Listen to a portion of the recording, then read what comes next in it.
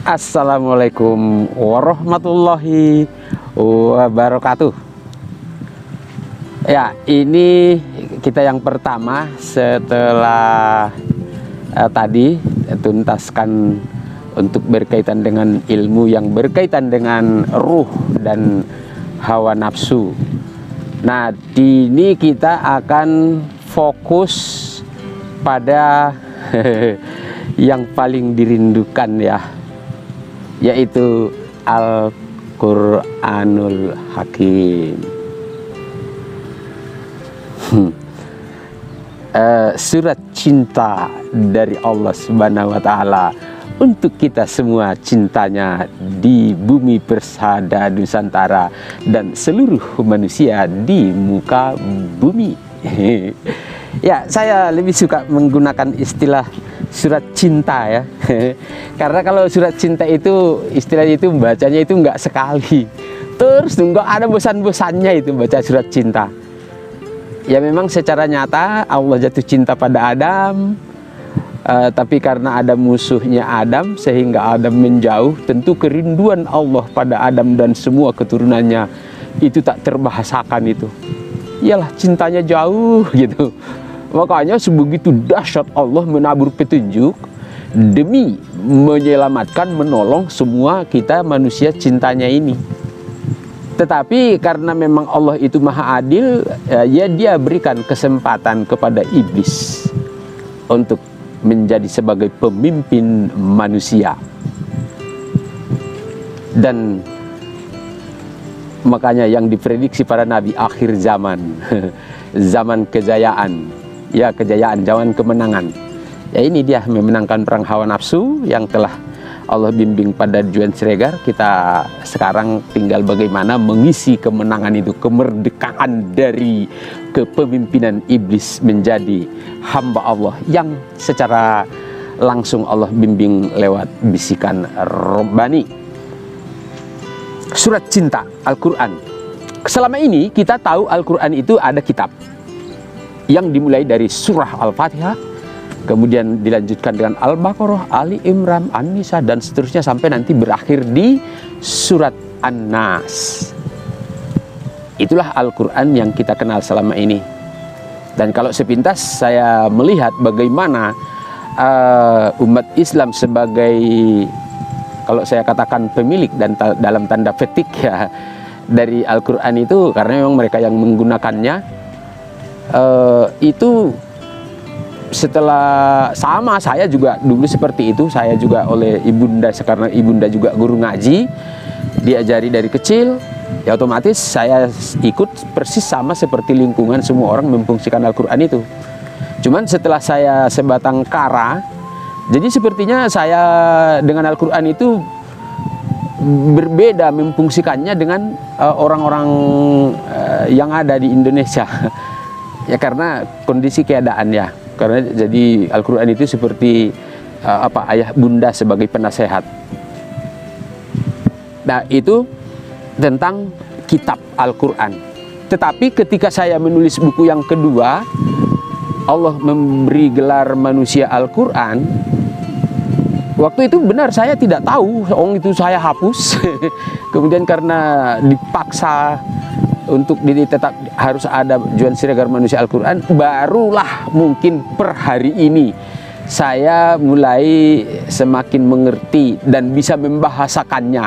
Kalau mengertinya mungkin ya dari awal-awal ya mengertilah, cuman membahasakan, menyampaikannya ke masyarakat saya tidak tahu caranya. Tapi ini semoga cara saya menyampaikan ini mudah dipahami dan diterima. Yaitu selain ada Al-Quran yang berupa kitab itu, ini juga Al-Quran, tapi wujudnya manusia. Makanya manusia Al-Quran. Kenapa dia disebut manusia Al-Quran? Karena Juan Siregar itu ketika berbicara, itu bisikan Rabbani. Artinya lidah itu Allah yang bimbing. Jadi apa perkataannya itu ya sepertinya jadi ayat-ayat Allah semua. Ini kalau dilihat dari bagaimana nanti pemikiran orang lagi, ya kayak sesat gitu.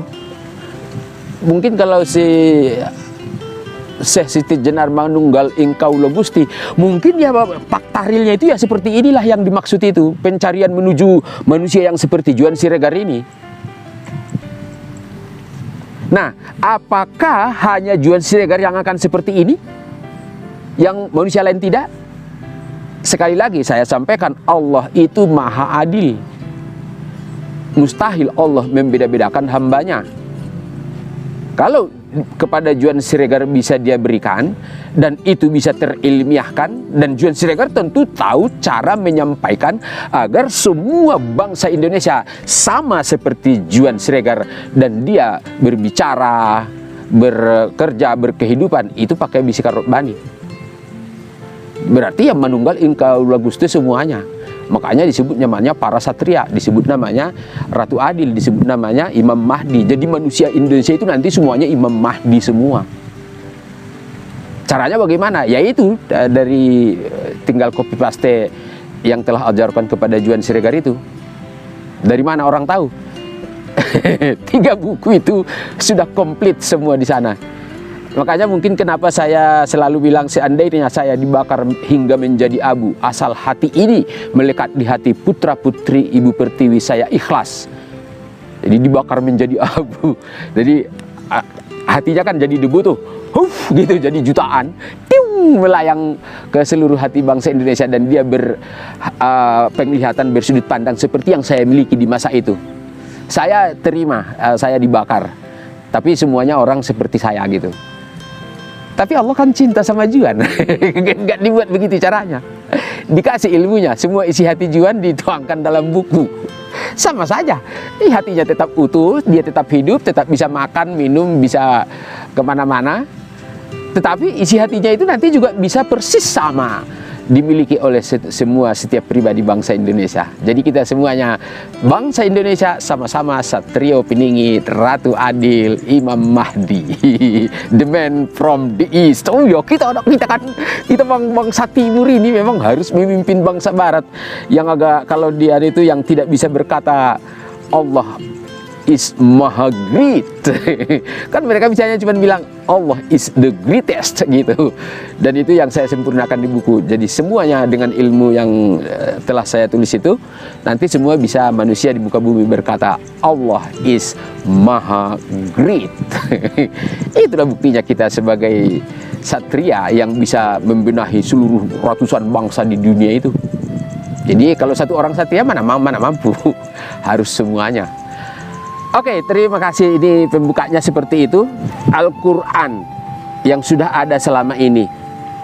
Ya, kalau kita lihat cara manusia memfungsikan Al-Quran ini selama ini juga menurut saya perbedaan-perbedaan itu. Jadi katakanlah ketika saya diangkat ke langit, mungkin sebenarnya nggak cuma diangkat ke langit. Ketika di siksa neraka pertama pun, waktu dikasih tantangan menyatukan 2 dunia itu, nggak cuman masa cuman di kasih oke, satukan 2 dunia, sanggup tidak, masa cuman gitu toh, yang lain-lain kan banyak.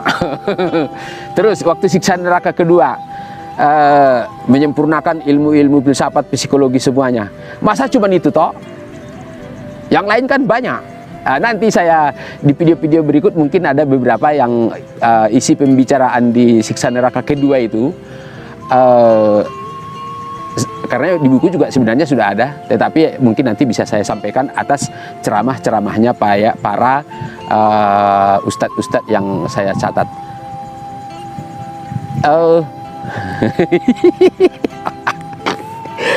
Senang juga rasanya ya. Saya itu nggak sabar itu. Bukan ngomongnya ini, yang ngomong ini sebenarnya nggak penting bagi saya. Yang penting itu bagaimana agar seluruh putra-putri Ibu Pertiwi itu bisa langsung bersama Allah bahagia gitu, terus semua kerjanya cekatan. Itu asik kayaknya itu. Apalagi nanti media memberitakan prestasi-prestasi anak bangsa itu. Karena kekuatan tertinggi kita itu kan media sebenarnya. Makanya tidak apa-apa media bilang saya dulu manusia stres dari Villa Payung Indah, manusia cari sensasi. Tidak masalah, itu sama aja. Kita sama-sama mencari jalan menuju Allah. Ada proses-proses yang harus dilewati.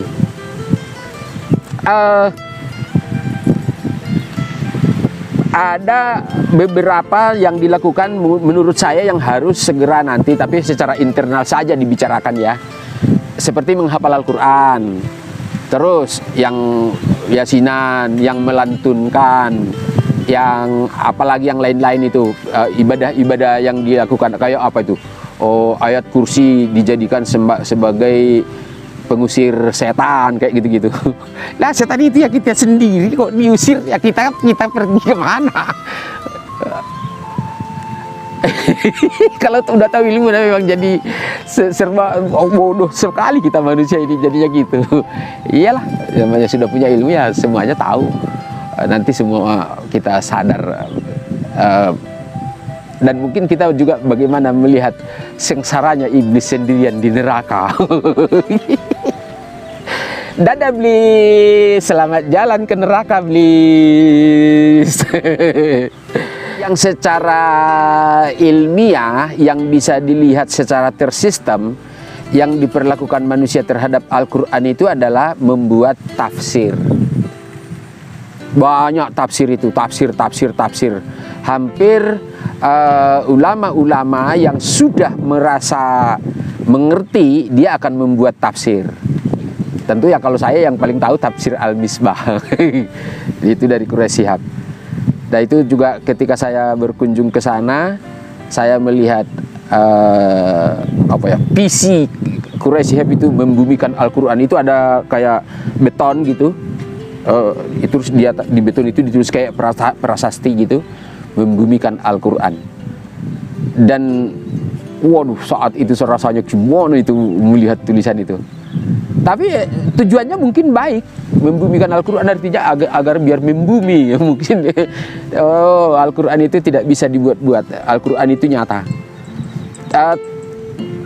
Al-Quran itu justru kalau saya memang bagaimana saya atau kita semua manusia ini menghidupkan Al-Quran ke dalam nurani.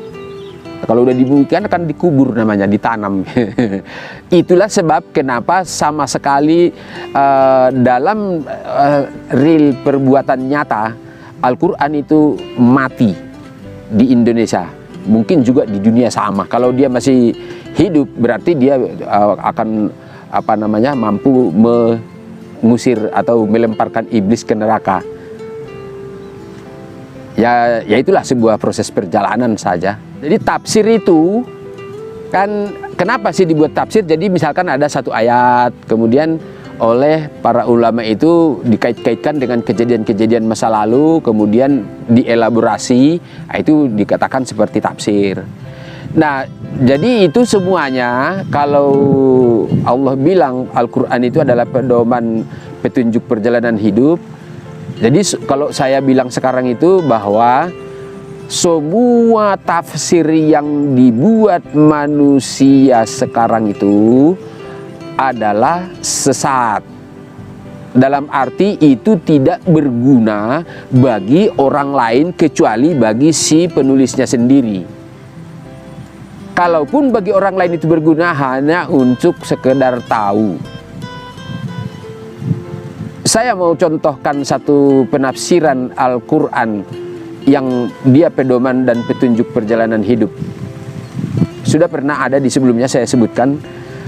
Ketika saya pertama kali atau dari usia SMP sudah juga beberapa banyak saya contohkan bagaimana Al-Quran itu menjadi petunjuk perjalanan hidup, penasehat hidup. Tapi itu tidak terilmiahkan ya. Yang terilmiahkan mungkin mulai pertama ya ketika nulis buku itu. Begitu 8 hari menulis, sudah habis tertuang segala apa yang ada dalam pemahaman, ya udah stop nulis. Nah di hari ke-9 berhenti, baru hari ke-10 yang juga Allah sengaja buat itu bertepatan dengan 1 Muharram 2008, kan mulai nulis 1 Januari, kemudian 1 Muharram mulai dibimbing Al-Quran. Yang baca Al-Fatihah, ya Allah, ini buku sudah dimulai, tapi sekarang sudah sehari penuh tidak menulis. Dan semua petunjukmu ada dalam Al-Quran ini. Mohon berikan petunjukmu ya Allah. Saya baca Al-Fatihah, renggangkan tangan, terbuka. Nah di terbuka itu ada berstabilo oranye. Baca yang berstabilo oranye, oh langsung semua ilmu langsung nulis. Nah begitu malamnya hampir jam 11 terasa ngantuk. Ini enggak biasanya. Biasanya kalau saya nulis dari dulu nerjemah itu kadang nggak tidur berminggu-minggu, ini kok malah baru mulai tadi pagi begitu banyak ilmu kok malah ada rasa ngantuk. Ada bimbang, ada ragu di situ. Nulis atau tidur?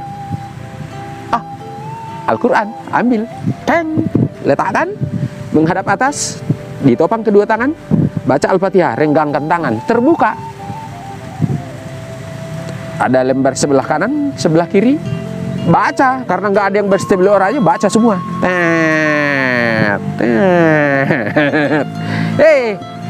Apa jadinya kalau siang terus menerus? Apa jadinya kalau malam terus menerus? Siang dijadikan untuk bekerja, malam istirahat. Malam setengah 11 istirahat. Ya sudah, matikan komputer, tidur.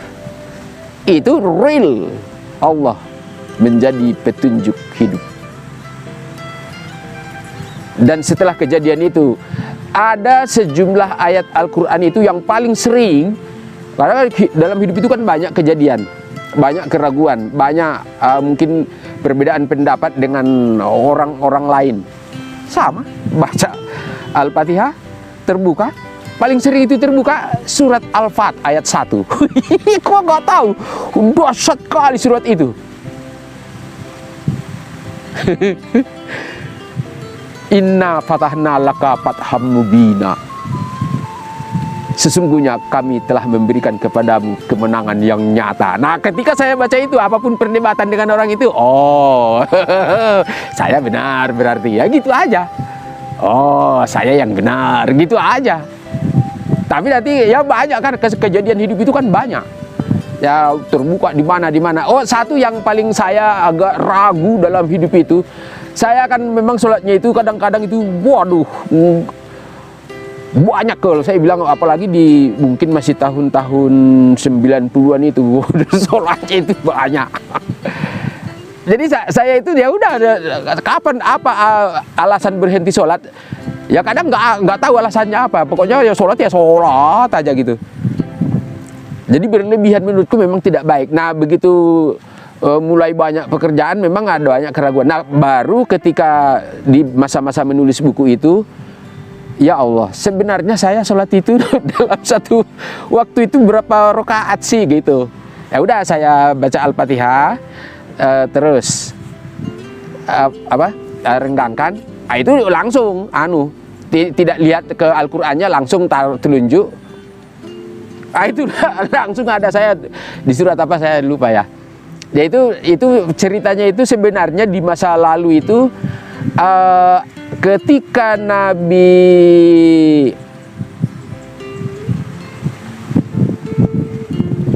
Shu'aib, Nabi Musa itu mau menikah dengan putrinya Nabi Shu'aib. Nah, Nabi Shu'aib bilang, kamu bolehlah kamu menikahi 8 tahun. Kalau kau mau menyempurnakannya 10 tahun, itu kebaikan darimu. Nah, itu katanya Shu'aib terhadap Musa. Nah, waktu itu saya kan jumlah rakaat dalam misalkan kita sholat subuh atau sholat tahajud itu berapa rakaat sih, tambahkan ada tambahan yang lain, ada hajat, ada taubah, ada istikharah, ada yang lain-lain itu, ada mutlak. Nah itu kalau mau dikerjakan semua yang sudah-sudah itu kan bisa puluhan rakaat juga, lama waktunya. Nah begitu saya melihat itu 8 atau kalau kamu mau menyempurnakan 10, itu adalah kebaikan darimu. Nah udah, itu jadi kalau saya sholat itu ya memang rata-rata begitu, antara 8 sampai 10. Itu pun kalau memang memungkinkan waktu saya. Kalau tidak ya paling ya udah yang sudah dilaksanakan oleh umat Islam kita selama ini, yang wajib-wajib itu ya paling itu toh. Kalau memang juga sangat sibuk sekali, ya kadang juga nggak sholat. Karena bagi saya sholat itu benar-benar media yang Allah berikan untuk kita memohon petunjuk atau agar dibimbing Allah gitu. Jadi kalau misalkan memang ada hal penting, ya nggak memungkinkan untuk sholat, ya saya tetap mengutamakan yang yang berkaitan dengan perbuatan nyata daripada saya sholat kalau itu memang memungkinkan. Tapi ya kemungkinan seperti itu mungkin agak sukar juga dicari-cari. Tapi ya pernah. Jadi itu contoh-contoh bagaimana menafsirkan Al-Quran itu sebagai pedoman dan petunjuk perjalanan hidup. Sampai jumlah rakaat dalam satu pengerjaan itu semuanya Allah berikan lewat petunjuk Al-Quran. Nah itu kejadian yang terjadi di masa lalu saat turun Al-Quran itu seperti itu ceritanya. Itu tentang Musa dan Syuaib. Tetapi karena saya butuh masalah angka-angka, ada kata-kata gitu, berarti 8 bagus. Sudah bagus sekali.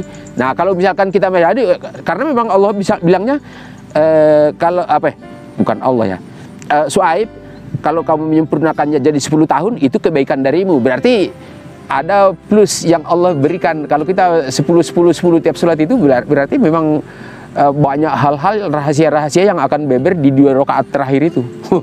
Mantap kali itu. Oke, itu saya sampaikan tentang tafsir-tafsir Al-Quran itu, contoh-contohnya. Nah sekaligus juga untuk kita semua bangsa Indonesia, khususnya para ulama itu, kedepannya ini sudahlah tidak perlu membuat tafsir-tafsir. Biarkanlah semua orang pribadi itu dibimbing Allah, karena memang menafsirkan Al-Quran itu kalau dalam bahasa saya itu mutlak hak prerogatifnya Allah Subhanahu wa Ta'ala membimbing setiap pribadi.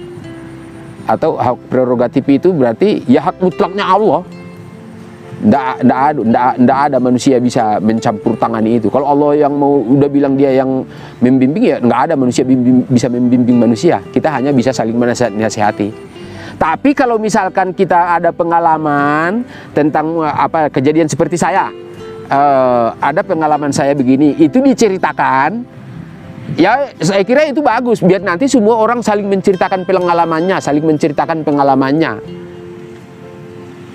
Yang saat dibimbing Allah, saya waktu itu ada kejadian begini, ini begini. Tetapi itu sebenarnya walaupun diceritakan, bisa jadi kalau itu masalah pribadi itu tidak bisa berlaku untuk orang lain. Cuman kalau ini kan masalah jumlah sholat, itu mungkin bisa jadi juga berlaku untuk saya toh. Apakah orang lain harus mengikuti seperti yang tadi 8-10? Menurut saya tidak. Karena itu kan Allah berikan kepada saya. Kalau orang mencontohnya, boleh tidak? Ya kenapa tidak boleh kalau mau mencontoh? Kalau memang itu diyakini bagus. Kalau dirasa lebih dari itu, karena menurut saya angka sempurna itu 10, lebih dari itu akan Allah tidak suka yang berlebihan kan. Nah, bisa jadi memang apakah Allah berkehendak itu untuk semua manusia? Saya tidak tahu. Yang saya dapat ya seperti itu. Kalau ya udah nanti biar para ulama yang membuat kesimpulan apakah memang harus begitu. Tapi kalau menurut saya tidak ada keharusan. Kalau ada waktu mau begitu ya silakan. Yang wajib juga sekalian. Nggak sholat juga menurut saya ya silakan. Nggak ada. Itu urusannya pribadi dengan Allah. Karena masalah sholat itu nanti Allah akan bimbing sendiri kepada setiap pribadi. Perjalanan hidupnya beda-beda, ada yang sempat, ada yang tidak, ada yang ini. Tetapi biar paling tidak standar, ya sudah yang ada selama ini itu standarnya sudah ada. Nah, ini kan plus-plusnya ini yaitu pilihan. Oke, saya kira itu aja, agak panjang lebar jadi saya nyampaikannya ya. Tapi tidak masalah, semoga ada hikmah yang bisa kita ambil tentang tafsir. Kalau saya menekankan sekali lagi, kepada para ahli tafsir, cukupkan saja tentang tafsir-tafsir itu, karena bagaimanapun ketika nanti kita selesai hidup, Allah minta pertanggungjawaban tentang tafsirmu itu, kau takkan bisa mempertanggungjawabkannya, karena tidak ada ilmu yang tidak dipertanggungjawabkan di hadapan Allah. Terima kasih. Assalamualaikum warahmatullahi wabarakatuh.